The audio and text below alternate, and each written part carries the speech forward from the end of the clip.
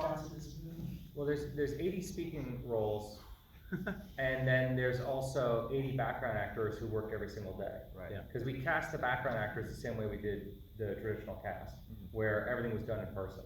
So for 2 straight days, I met hundreds of people, and I interviewed them, and then I went back home and I had all these Polaroids on my kitchen counter, and I just started labeling. I was like, all right, there's gonna be a camera operator, there's gonna be a wardrobe person, there's gonna be a sound person. And then we put them all through boot camp and taught them how to do all these jobs.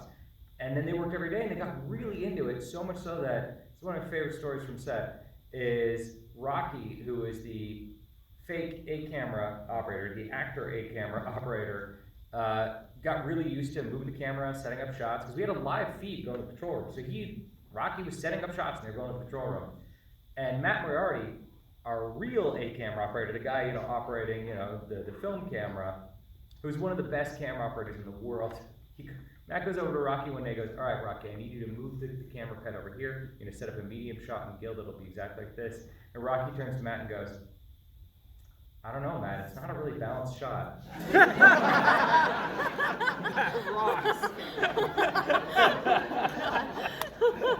Okay. The way that you built sets so that it was all immersive for everybody. Yeah. And the way that the choreography they all had to do as actors, the dance, as you described it.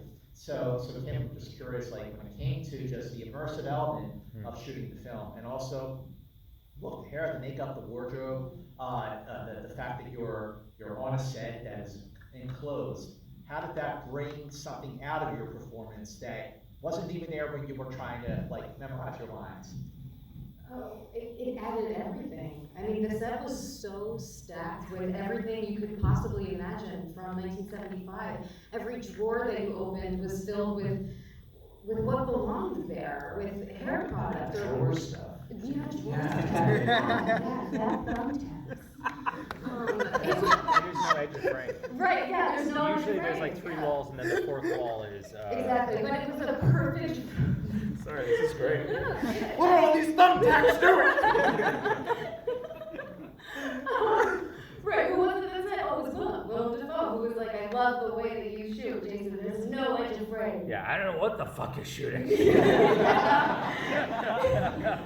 it was just because he perfectly recreated those 2 floors, and so the camera just moved through like a character itself, and so you never knew when you were on camera, when you weren't on camera, which meant that we were in it 100% of the time for every shot, all the time, and it was so fun.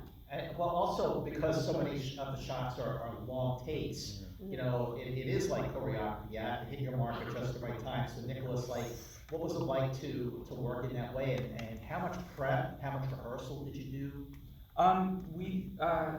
It's funny, it wasn't necessarily, yes, you have to hit your mark, but the camera being so much a part of the characters, so much a part of the cast in that moment, just like another friend coming on in. And also Jason's encouragement of improvisation, and everyone was mic'd all the time, so you would be chatting about the sketch that you've got coming up, what you have to rehearse. Does my hair look weird? And then suddenly the camera's on you, but and there's Lauren, and now I'm talking to him, and he goes away, and then I'm talking about this. So it's like, you're really immersed not only in the building, but also in characters, and it was the most 360 wonderful experience of just actually feeling for 4 minutes that you're there. Yeah. And you were there. But in Atlanta. Yeah, so Jess Gontra is our production designer who did a bunch of the Coen Brothers movie. He did No Country for Old Men. He's a genius, and he's the one who's responsible. And he had an extraordinary set deck team who really did the hard work of making this feel like it's been around for years. And they worked with our cinematographer Eric Steelberg to build all the lighting in. So all the lighting was actually built into the set. It's all practical. All the cables are hidden. There's also microphones built into the entire set. So if you're an actor and you're in this world, it's 4 walls. You don't see the lights. You're just in it. And then from a sound point of view, our production mixer, Steve Mora, also, he's been nominated the last 4 years. he had days where he was running 58 mics simultaneously.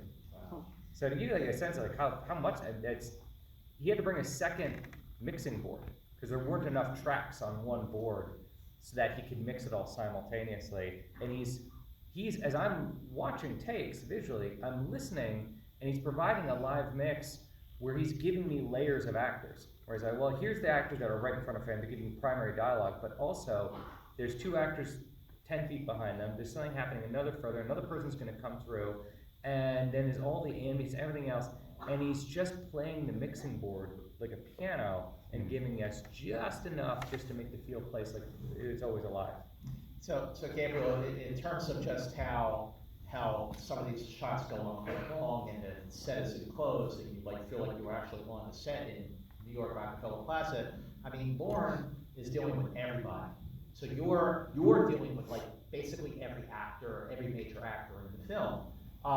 What surprised you about some of the other cast members who play the SNL cast members and also working with like Willem Dafoe and J.K. Simmons and so on and so on?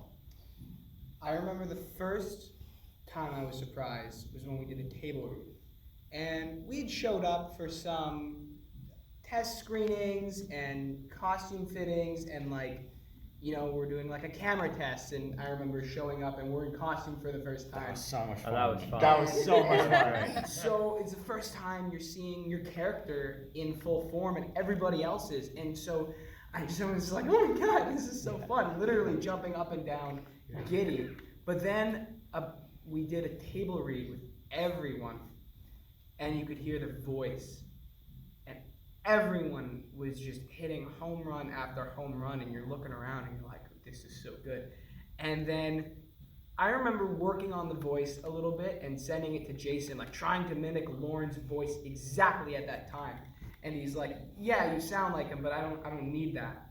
I want more of you. And I was like, oh. And then everyone's just focusing on the accent and the intonation. And then enter Billy Crystal.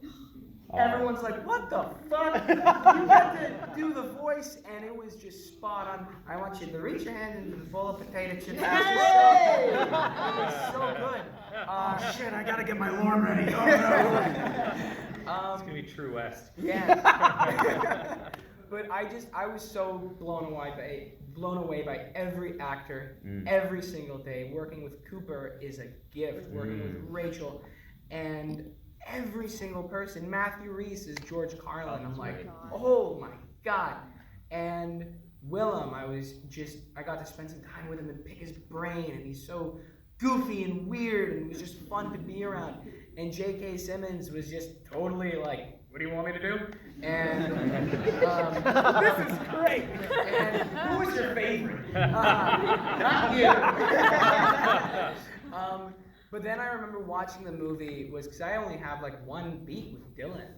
Watching the movie, I could see all of Dylan's mannerisms, his blinks, his intonations, or yours and Lamorne's scene was so good, and because I wasn't there when you shot that, and it was so powerful. Or Corey and JK, their scene, how heartbreaking. Oh, that's great. It's so good. So I was there with everybody. I got to see everybody's work, but watching the movie and seeing the details that I missed, that was really special to me.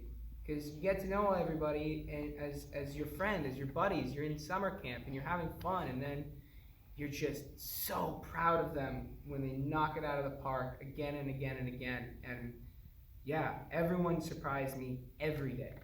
When I saw the film for the first time, it was at the world premiere at the Telluride Film Festival, and it was introduced. You introduced the film with Bill Murray. He was there for another film, The Friend. It's just like perfect. And He surprised me. I didn't know he was gonna be there. Oh wow!